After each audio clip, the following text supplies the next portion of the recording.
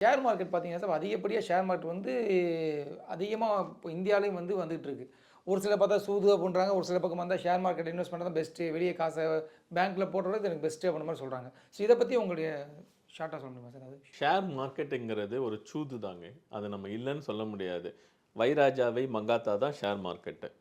இத நான் அர்ஷத் மேத்தா காலத்துலருந்து ஷேர் மார்க்கெட் பார்த்துக்கிட்டு இருக்கேன். இப்ப வரைக்கும் பார்த்துக்கிட்டு இருக்கேன்.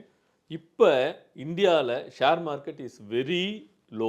இதுதான் right time to invest. Covid டைம்ல எப்படி இருந்ததோ ஷேர் மார்க்கெட், அதே மாதிரி இப்ப இறங்கிட்டு இருக்கு. இந்த டைம்ல என்ன கரெக்ட்டான ஷேர் நிஃப்டி 50 சொல்லுவாங்க. அந்த நிஃப்டி 50 ஷேர்ல இன்வெஸ்ட் பண்ணாக்கா, நல்ல கெயின் பார்க்கலாம். ஆனா உடனடியா கிடைக்காது. ஒரு 3 வருஷத்துலேருந்து 5 வருஷம் வெயிட் பண்ணணும். அதே மாதிரி இன்ட்ராடே பியூர்லி மங்காத்தா தாங்க. ஜூது தான் நீங்க சொல்ற மாதிரி. இன்னைக்கு கிடைக்கலாம், கிடைக்காம போலாம். அதே மாதிரி ஃபியூச்சர் அண்ட் ஆப்ஷன் இருக்கு. Future and option 90% of the people அதில ஃபெயிலியர் தான் ஆயிருக்காங்க. ஒன்லி 10% பீப்பிள் தான் இன்க்ரீஸ் ஜெயிச்சிருக்காங்க. ஷேர் மார்க்கெட்டுங்கிறது கார்ப்பரேட் கம்பெனியும் இன்வெஸ்ட் பண்றாங்க, இண்டிவிஜுவல்ஸும் இன்வெஸ்ட் பண்றாங்க. கார்ப்பரேட் கம்பெனின்றது ஃபாரின் இன்வெஸ்டர்ஸ் இருக்காங்க, இந்தியன் இன்வெஸ்டர்ஸ் அது டொமஸ்டிக் இன்வெஸ்டர்ஸ்னு இருக்காங்க. 2 பேருமே எப்படி பணத்தை போடுறாங்க, பணத்தை வெளியில எடுக்கிறாங்கன்றது தான் வச்சு தான் மார்க்கெட் டிசைட் பண்ணுதே கண்டி, இண்டிவிஜுவல்ஸ் போடுறத வச்சு மார்க்கெட் டிசைட் பண்ணாது. ஏன்னா இண்டிவிஜுவல் பர்சன்ஸ் போடுறது பர்சன்டேஜ் ரொம்ப கம்மி. சரிங்களா? இதே மாதிரி இந்த மார்க்கெட் டவுன் ஆகுறது, இன்க்ரீஸ் ஆகுறது அந்த யுஎஸ்ல இருக்க அந்த இன்ஃப்ளேஷனை பொறுத்து இருக்கு. Inflation, deflation. அங்க இப்போ இன்ட்ரெஸ்ட் ரேட்டை, ரேப்போ இன்ட்ரெஸ்ட் ரேட்டை இப்போ குறைச்சிருக்காங்க ஆர்பிஐல. கொஞ்சம் ரிக்கவர் ஆகிறதுக்கு சான்ஸ் இருக்குங்க. ஓகே. ஆக்சுவலா இன்ட்ராடேன்னு சொல்றீங்க சார். இதுல எதுக்கு ரொம்ப அதாவது ஷேர் மார்க்கெட்னாலே சூதுன்னு சொல்லிட்டீங்க ஆரம்பத்துல. ஸோ இதில் இன்வெஸ்ட் பண்ணுறவங்க பண்ணிட்டு இருக்காங்க. இப்போ இன்ட்ராடேல ரொம்ப டேஞ்சராக பண்ணுங்க. அதுக்கு என்ன காரணம் சார் இன்ட்ராடே அப்படின்ற விஷயத்தை? சார் இன்ட்ராடே இன்னைக்கு ஓப்பன் பண்ணும்போது இண்டெக்ஸ் ஜென்ரல் இண்டெக்ஸ் ஓப்பன் ஆகுதுன்னு வைங்க. இன்னைக்கு ₹50 இருக்கும் ஷேர், ஒரு ஷேர் இருக்கு. நேற்று என்ன ஆயிருக்கும்னா அந்த ஷேர் ₹45 இருந்திருக்கும், இல்லை ₹55 இருந்திருக்கும். நான் இப்படி கொண்டு வரேன். ₹55 நேற்றுக்கு க்ளோஸ் ஆன ஒரு ஷேரோடைய விலை இன்னைக்கு ₹50 இருக்கு.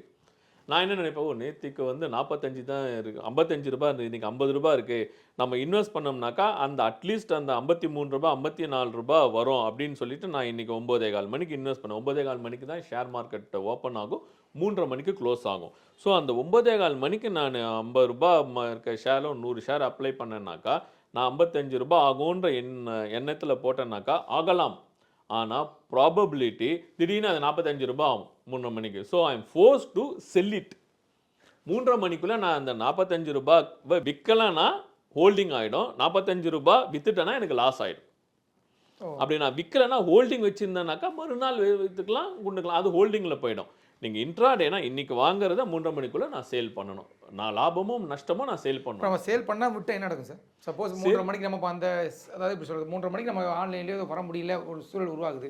ஸோ நான் 9:30 மணி 10 மணிக்கு அந்த பர்ச்சேஸ் பண்ணியிருக்கேன் இன்ட்ராடேயில், ஒரு 1 லேக் பண்ணியிருக்கேன் அப்படின்னா 3:30 மணிக்கு என்னால் பண்ண முடியல அப்படிங்கும்போது அந்த பட்சத்தில் என்ன ஆகும்? சின்ன விஷயம் தாங்க, அதுதாங்க. ₹50 ஷேரை ₹45 போச்சுன்னா ஒரு ஷேருக்கு ₹5 உங்களுக்கு நஷ்டம். இன்ட்டு நீங்கள் எவ்வளோ ஷேர் வாங்குறீங்களோ அவ்வளோ ஷேர் உங்களுக்கு அன்னைக்கு நஷ்டம். அதுதான் சொல்கிறேன் நான். அதாவது இன்ட்ராடேன்றது இன்னும் ஒன்று புரிஞ்சுக்கங்க. ₹10 வச்சிங்கன்னா நீங்கள் ₹100 ஷேர் வாங்கலாம். கையில் காசு இருக்க வேண்டிய அவசியம் இல்லை. நான் ₹1000 வச்சுக்கிட்டு நான் ₹10,000 ஷேர் வாங்கலாம். அந்த ஆப்ஷன் கொடுத்துருக்காங்க. ஏன்னா அது நான் சொன்ன மாதிரி ஒரு கேம்பிளிங் தான் அது. ₹1000 வச்சுக்கிட்ட ₹10,000 வாங்கலான்னும் போது உங்ககிட்ட காசு இல்லைன்னு வச்சுங்க. என்கிட்ட ரியலாகவே என்கிட்ட ₹10,000 இருக்குது, நான் ₹10,000 ஷேர் வாங்குறேன். எனக்கு நஷ்டம் வரும்போது நான் என்ன பண்ணலாம், அப்படியே இல்லைப்பா நான் ஹோல்ட் பண்ணிக்கிறேன் அப்படின்னு சொல்லிட்டு என்கிட்ட இருக்க ₹10,000 கட்டிட்டேன்னு வச்சுங்க, நஷ்டம் கிடையாது. அப்படியே அது கேரி அவுட் ஆகும். நாளைக்கோ நாளை மறுநாளுக்கோ விற்றுக்கலாம். இந்த ₹1000 வச்சுக்கிட்டு நான் ₹10,000 வாங்கும்போது என்கிட்ட எங்கே இருக்கும் காசு? ₹1000 தான் இருக்கும் எனக்கு காசு. ஸோ அப்படி இருக்கும்போது அது நஷ்டமாயிடும். அந்த காசை நான் அந்த பர்டிகுலர் பீரியடுக்குள்ளே நான் ரீபேமெண்ட் பண்ணி ஆகணும். இதுதான் இன்ட்ராடேன்றது. இதுதாங்க இன்ட்ராடே. அது ரிஸ்க். நாங்கள் சிம்பிளாக சொல்கிறதுங்க, உங்ககிட்ட காசு இருக்குது, உங்கள் ஃபேமிலி பட்ஜெட்டுக்கு தவிர என்கிட்ட ₹100 இருக்குனாக்கா அவனுக்கு ₹80 என்னுடைய குடும்ப செலவுக்கு இருக்குது. ₹10 ஒரு அடிஷ்னல் காசு நான் அதர் எக்ஸ்பென்ஸ் வச்சுட்டு இன்னும் ஒரு ₹10 நான் இன்வெஸ்ட் பண்ண முடியும்னு இருந்தால் அந்த காசு எனக்கு திரும்பி வராது நினச்சி போடுங்க, லாபம் வரும். ஓகே. இதை வச்சு தான் நான் சம்பாதிக்க போகிறேன் அப்படின்னு சொல்லி போட்டிங்கன்னா நஷ்டம் தான் வரும். ஓ, எதிர்பார்ப்பு இல்லாமல் யூஸ் பண்ணாத ஆமாங்க ஆமாங்க. நீங்க சும்மா அந்த காசு வந்து என்கிட்ட சர்ப்ளஸா இருக்கு, பேங்க்ல போட்டா எனக்கு வட்டி வரும் அப்படிங்கிற ஒரு காசை போடுங்க.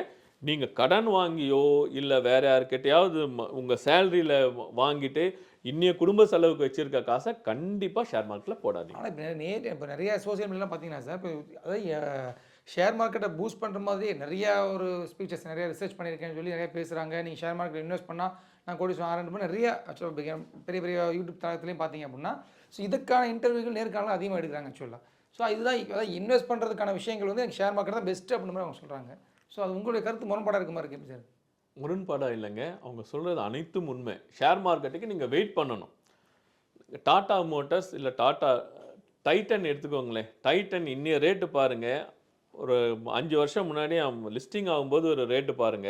டாடா ப்ராடக்ட்ன்றனால அவன் போட்டாங்கன்னா எனக்கு கோடீஸ்வரன். எம்ஆர்எஃப் வந்து மோர் தேன் லேக் ஒரு ஷேரு மோர் தேன் எ லேக் மோர் தேன் 4 லேக்ஸ் வரைக்கும் போன கேசஸ்லாம் இருக்கு. அப்படி இருக்கிற இதெல்லாம் லாபம் குடுக்கும்.